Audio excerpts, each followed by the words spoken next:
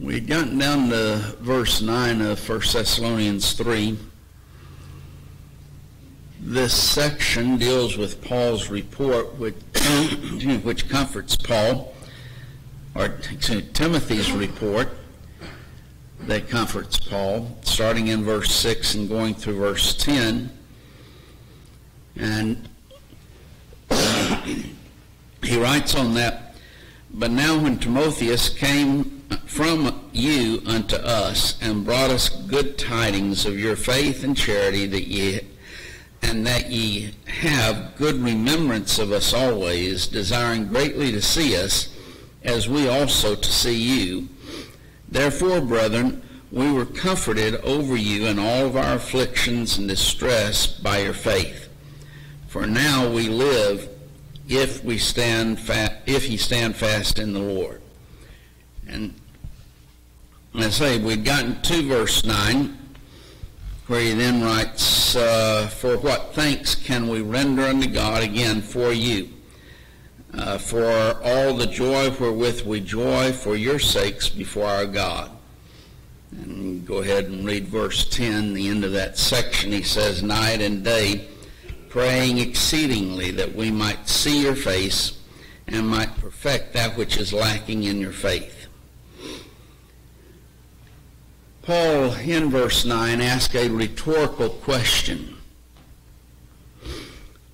What thanks can we render to God for them? This is Paul talking about the Thessalonians and the abundant joy which they possess. So what thanks can we give to God? And the answer is found in verse 10, and that is prayer. Night and day praying exceedingly. So that's the answer as to what we can render unto God for the Thessalonians and the joy that they have from this good report that they had received. We are, as Christians, to be a people who offer thanks to God. There are numerous passages of Scripture, both the Old Testament and the New Testament, that emphasize the aspect of thankfulness. Yet we live in a time of ingratitude. Why is that? Why are people so ungrateful nowadays? They have too much. They're spoiled. Well, that's true. Both of them. We have so much that we have become spoiled. But gratitude, many times, isn't gratitude taught?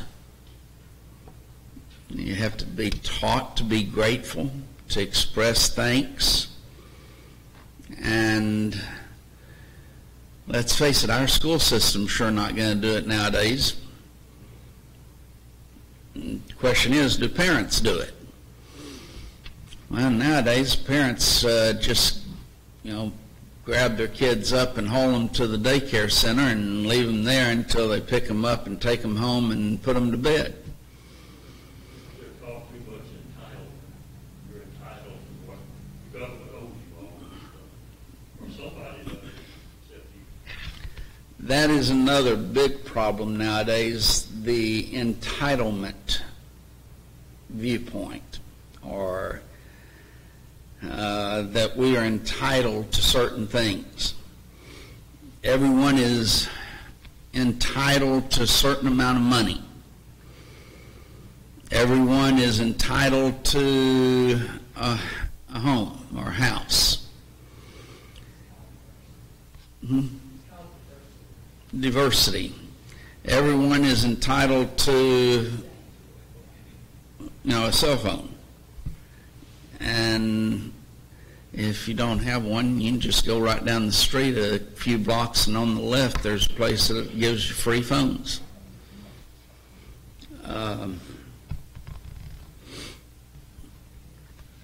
Entitlement. You're entitled to these things. Why? Well, just because you are. And everyone should be. That is a major problem, and if I am owed those things, why am I going to be grateful for those things? And so and I think parents in the raising of children many times have fostered that idea that, every generation seems to want more and better for their children.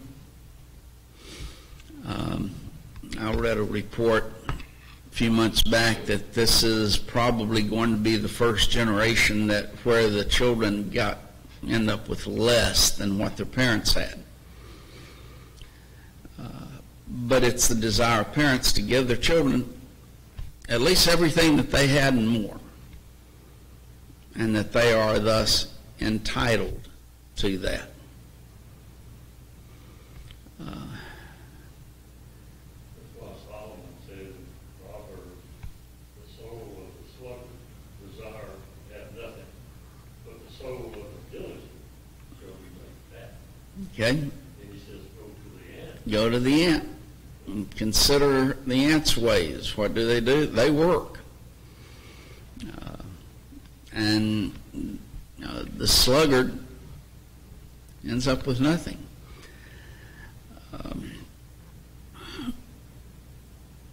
Most are in the older generation. You went to school. When you came home, what did you have to do? Chores. You didn't feel entitled to anything. You felt entitled to get out there and start working. If that's entitlement, but that's not the entitlement that they get today, is it? You worked for everything that you got. Generation now, they don't have that. And it's caused a nation of ingrates. If I don't have what, and here's where the equality, somebody mentioned that, the equality comes in. If I don't have what this person over here has, then they need to, we need to tax them more and give it to me. As if, and here's getting into economics just a little bit, but not going to dwell on it, that by them having a lot of money, that they have taken that or cheated me out of that money. That's not the case, but that's the way in which a lot of people view it. So what do? We have to tax them to death. We have to take everything that they have and give it and distribute it to everyone. It doesn't matter if they worked for it, if they,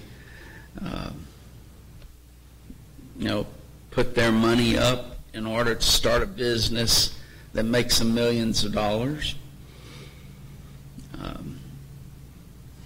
I watched a video, I've seen it a couple of times, several years, through the past few years, in which someone was just ragging on Jeff Bezos, and he's the one who started Amazon, and he is a billionaire, and that he cheats his workers. Why they work for him then? Well, because they can't find, there's nothing else for them to do, and all of these things. And this person was doing all this as they were drinking their Starbucks. And that question was then asked of the woman, what about, and I don't remember the name of the man who started Starbucks, but his name, he's a billionaire also. Well, but he produces, what they like. But it was, someone like Jeff Bezos needs to be taxed out of existence, basically,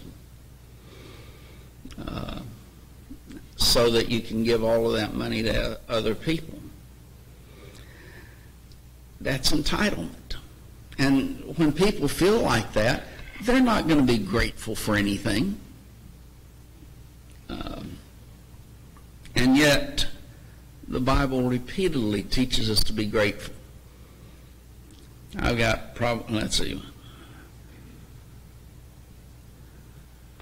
I've got a list of 8 passages of Scripture just in the New Testament about being thankful, but I'm not going to spend the time reading them.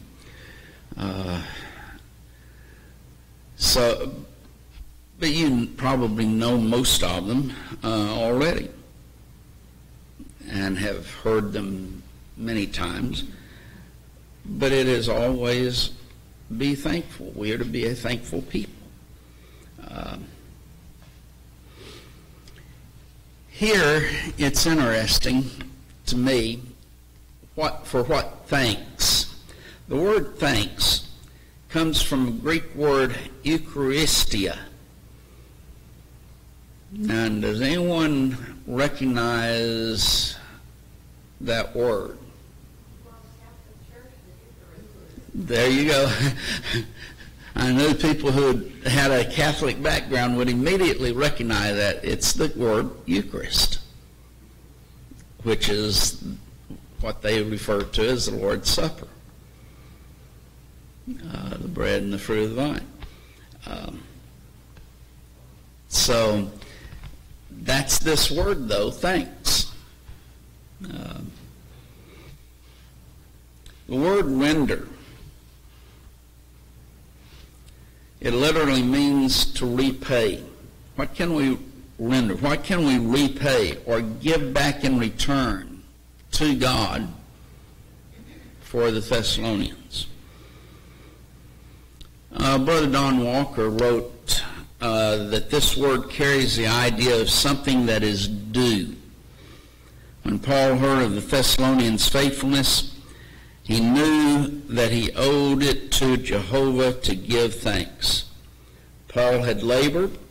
Paul had been spent on behalf of these brethren, yet he knew that it was God that had given the increase, 1 Corinthians 3, 6 through 9. Isn't that a wonderful thought, that it's God who gave the increase, yet Paul is the one who put forth the effort. He's the one who suffered persecution, was driven out of the town, and yet when he hears these Thessalonian brethren have remained faithful, he says, what can we repay to God for them? It wasn't, look at what I've done, so much as, what can we repay to God? Because he knew that God had given the increase. For the joy wherewith we joy for your sakes before our God. That's speaking of the joy that he has received in hearing that they are standing fast in the Lord, their faithfulness. And Paul, Silas, Timothy, they were overjoyed because of the faithfulness of the Thessalonians. That was their joy and pride. And so he's, in a sense, feeling inadequate to express the joy that he has, his gratitude for their remaining faithful. He knows all of the work that they did. It's not in vain. Wasn't worthless. They didn't obey the gospel and then just drift back into apostasy. But they had remained faithful. So he was thrilled with that. And so what can we repay for this? What can we repay to God? And basically it's, we pray. Verse 10. The faithful Christians should bring joy to faithful Christians. In 2 John verse 4, John writes, I rejoiced greatly that I found of thy children walking in truth after or as we have received a commandment from the Father. Now then, however one wants to view 2 John as to, there's several different views, whether it's a specific lady and her children, whether it's congregation and the members, doesn't really make any difference as far as this discussion is concerned, because he was rejoicing greatly that they were faithful. They had remained that way. They continued to walk in the truth. When he wrote 3 John, again, verse 4, he would say, I have no greater joy than to hear that my children walk in truth. Greatest joy that I could receive is knowing that people I taught continue to walk in the truth. Maybe we should say the opposite of that is likewise true, that no greater sorrow when his children do not walk in the truth, they don't continue in the truth.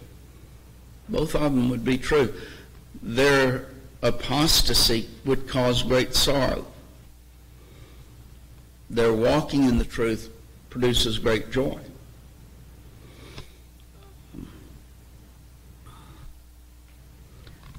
Ellingworth and Nida wrote that the combined effect of all the joy with which we rejoice is to intensify the expression of Paul's happiness. We would put it that we were overjoyed, to try to intensify the feelings. And that's what Paul is doing here in this passage. He's saying, I am just overjoyed. He is trying to intensify his joy. That's the same way the Father feels about us. We're faithful to Him. Yes, that's the way that God the Father feels about us when we remain faithful to Him. And likewise, what great sorrow when we don't remain faithful. And just to intensify that sorrow aspect, think of what God has done for us. He gave His only begotten Son for us to be saved. We obey the gospel, and what happens? All of a sudden, we then apostatize. How would it make you feel? How would it make me feel?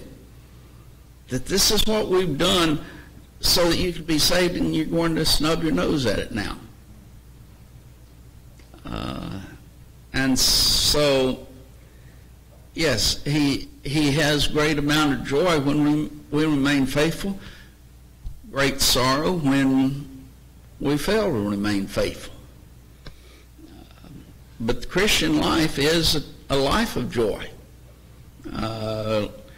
Later on in this book, 1 Thessalonians 5 and verse 16, rejoice evermore.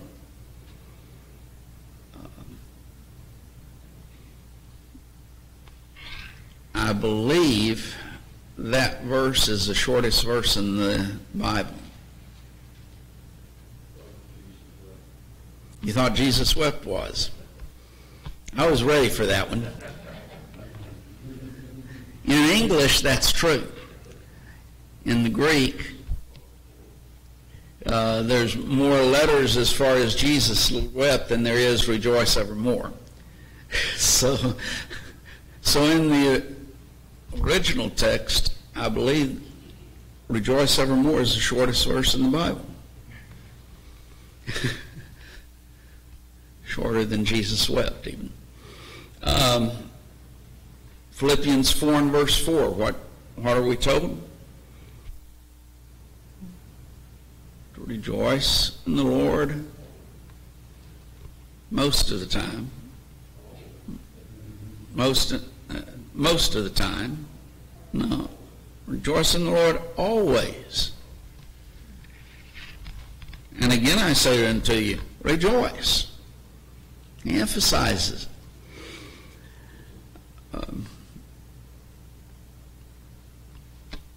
Just as go a little bit in depth on that, I thought joy was an emotion.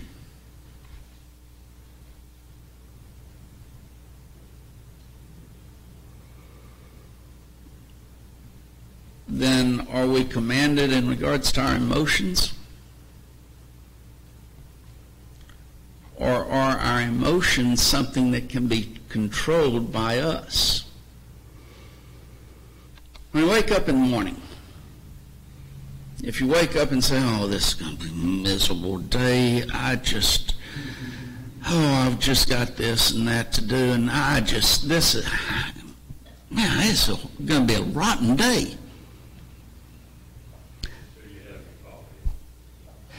Until I have my coffee.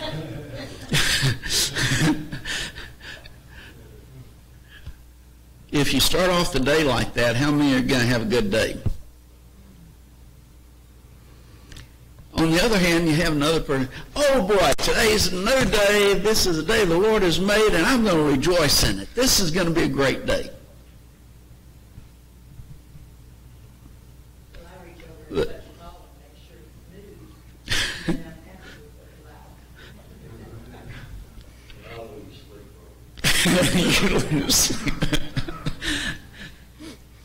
it doesn't help Karen to reach over and try and touch me. I'm already up and reading. But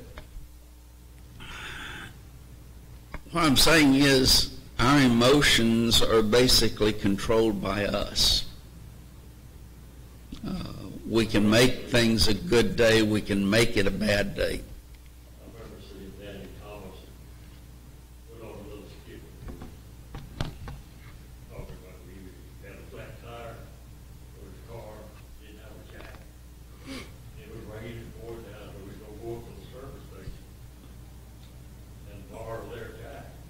All the way up there, he kept crumbling. When I get there, he's not going to let me out like that. He's going to tell me I can get that. As soon as he walked in the door, he said, I just don't want your jack here. That's how we work ourselves up into it. Pam? This was years and years and years ago, but I was struggling with depression and a mental counselor. And the counselor told me, keep a logbook when you have a feeling. Keep a logbook of your thoughts. So I did what she told me to do. And I started writing my thoughts down and then, decide is this a rational thought or an irrational thought? I took that thought and I replaced it with something from the Word of God that was contrary to it. And that took care of it. So it is how we think. Yeah. I'm not trying to discount the emotions, but we can control those emotions. And that's what you were saying by the way in which you did that. Or, he's not going to let me have it, and I don't want it. We control our emotions that way. So rejoice always. And that's in spite of what one might have suffered. Look at Paul in 2 Corinthians 6, verses 9 and 10.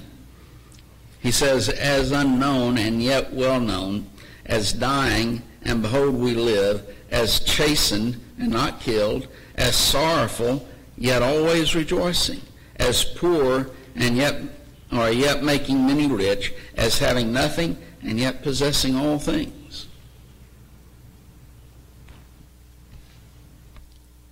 A great attitude that Paul had. I'm not going to allow these things to overcome me. it is important, I mentioned this a little bit earlier, or a little while ago, that Paul did not take credit himself for their faithfulness.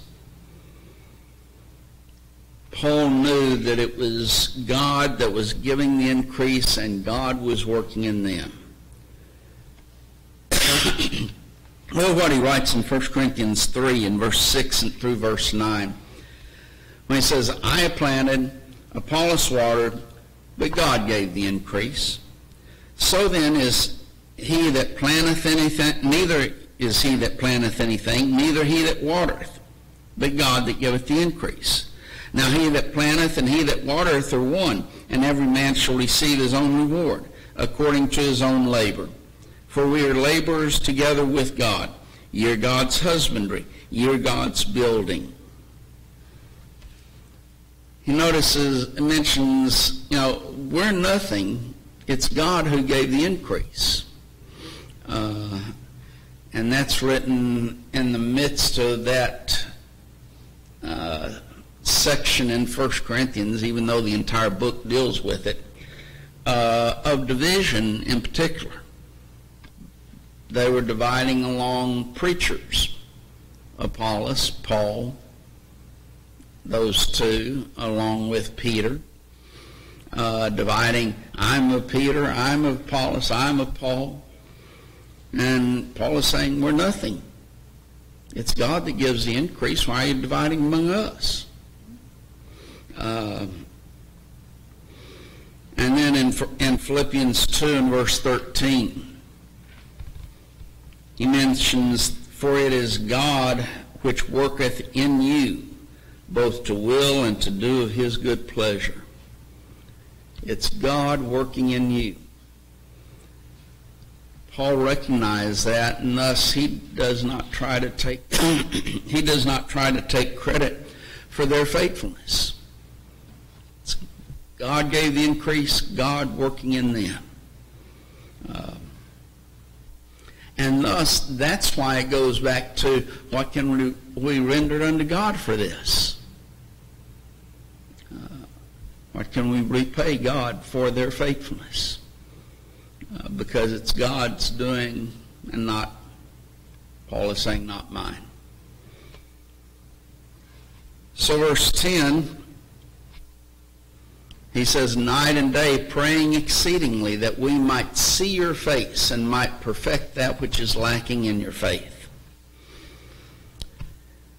Paul is praying night and day. Now then, night and day covers the entire day, right? So he did nothing else other than praying. He didn't eat.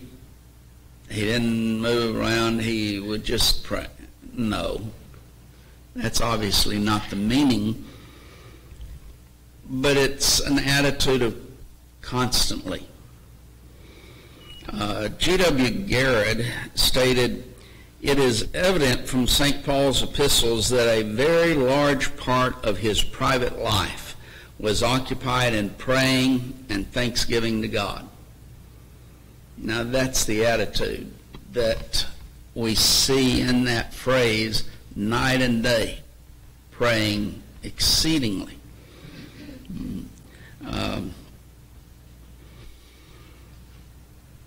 Praying here is from a Greek word which means to ask or to beseech, to beg.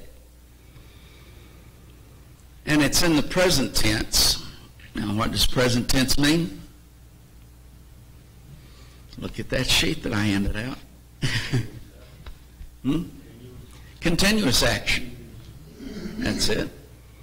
He continues to ask, to seek, or to beg, to beseech in regards to their joy and that which he's going to mention here. It's said in secular history that James had calluses on his knees, just like, I guess it's a camel or something, according to scripture. Because he was constantly on his knees in prayer. So he had calluses built up on his knees. So it is all right to kneel and pray. It is all right to kneel to pray, even as it's all right to stand up to pray, to lay down, to lift up holy hands. Are any of those required? No. But they are acceptable positions, if you want to call it that. Any position of prayer is acceptable. Brother Raymond Kelsey mentioned about this Greek word of prayer here, that it is a stronger word than normal and quote, carries with it a sense of personal need. So this is night and day praying. There was a personal need on his part to pray. Is there a personal need on our part to pray? Well, of course there is, but do we? Is our life characterized in that way? There's another more common word for prayer that he doesn't use here. And that word stresses more devotion to God. Now, it's used normally for prayer, but this one deals more with the aspect of a personal need for prayer. Just as an aside, since we talked a little bit about this, I think Wednesday night and day, evening and morning, their 24-hour day began in the evening, at night, and then the day. So their day began at basically 6 p.m. in the evening and continued all the way till 6 p.m. the next evening. You had night then day. That was the Jewish accounting of time. Now then, if they talked about day within the Jewish time frame, the day would start 6 p.m., but then the third hour of the day, for example, would be 9 a.m. because it would start the daytime hours at 6 a.m. We go by midnight to midnight. So it's interesting to me they use night and day, but that's consistent with the Jewish thinking because they always considered it night first and then day. The word exceedingly, night and day praying exceedingly. Interesting word in the original. And I'll mention it also, you have a textual discrepancy here. The exact same letters, but in one you have the word divided up into two words. The first word would be hooper in that case. And that word means over or above. Now then, the other way of thinking, or the other text, has it one word starting with hooper, and then you have ek. Remember the word ek? Out of, out from within, or from. And then you have the root word. Both of those can be prefixes. Both of them can be words by themselves, hooper and ek. But perizo, or perizu, and it deals with overabundance. So you have over, out of, or from, and an abundance. Those would be the three parts of the word that is translated exceedingly.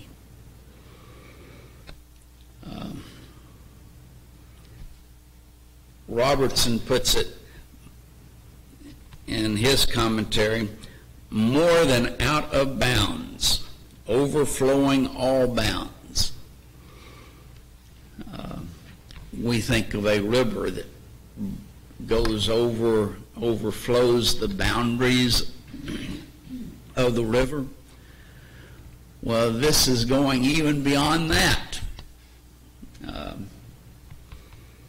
Maybe like some of the floods that we've seen in locations where it not only breaks out of the boundaries of the river, it then floods entire cities and entire areas. That's kind of like this is. He is expressing that it is more than exceedingly abundant, needed. Overabundance. Might be a good way to put it. Paul's prayer is threefold. Thanksgiving, to see them is second, and then third, to perfect that which is lacking in their faith. But again, we are constantly seeing the attitude of prayer in Paul. Notice in 1 Thessalonians 1 and verse 2, we give thanks to God always for you all, making mention of you in our prayers. So here's thanks to God always. Everyone remembers chapter 5 and verse 17, don't we? Pray without ceasing. Constant attitude of prayer. That's why that one individual, Jared, stated that a large part of his private life is occupied in praying and thanksgiving to God. Would anyone describe us in that way in our prayer life?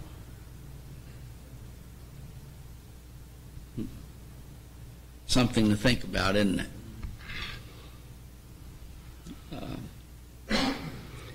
Now then, in regards to this threefold prayer that he's praying, we saw the thanksgiving in verse 9. So that is seen there. The other two parts, to see them and to perfect that which was lacking in their faith, is seen here in verse 10. Paul longed to see them.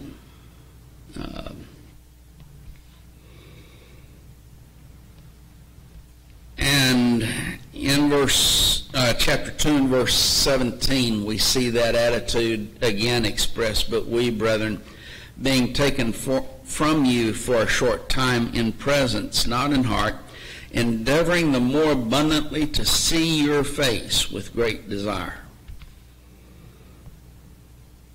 Here again, we have that, we're praying that we might see your face. That is, to be in your physical presence. You're in our hearts, but we're separated as far as space is concerned. We want to be in your presence. There's something that is there that is more than just being in your heart when you're in face-to-face with somebody. There's a closeness that is there that's not seen otherwise. Whenever some husband or son or daughter is dispatched in the military for 3-4 years, Mm-hmm. if you watch any of these videos where they sneak in, surprise the parents, the great emotion is The expressed. great emotion. And even though with the technology that we have today, you might be able to see their face on the phone or the communications and talk to them in that way, it's still not the same, is it? Paul wanted to see their face, wanted to be there with them.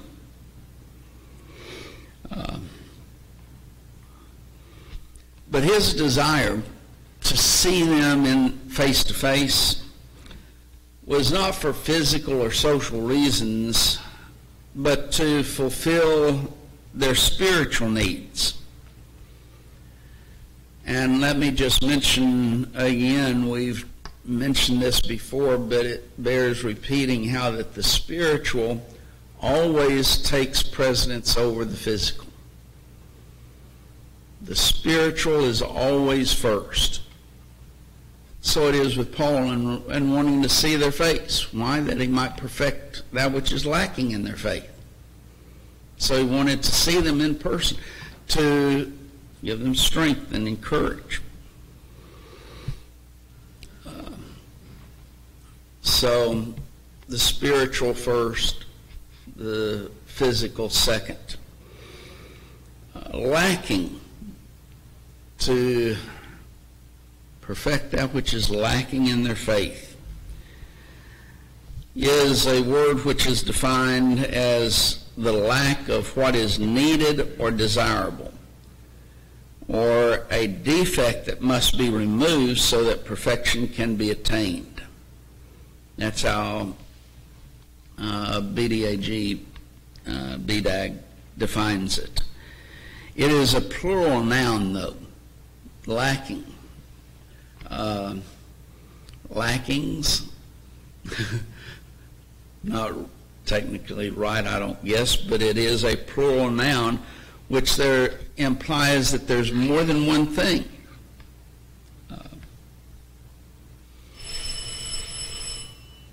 That's a second bell.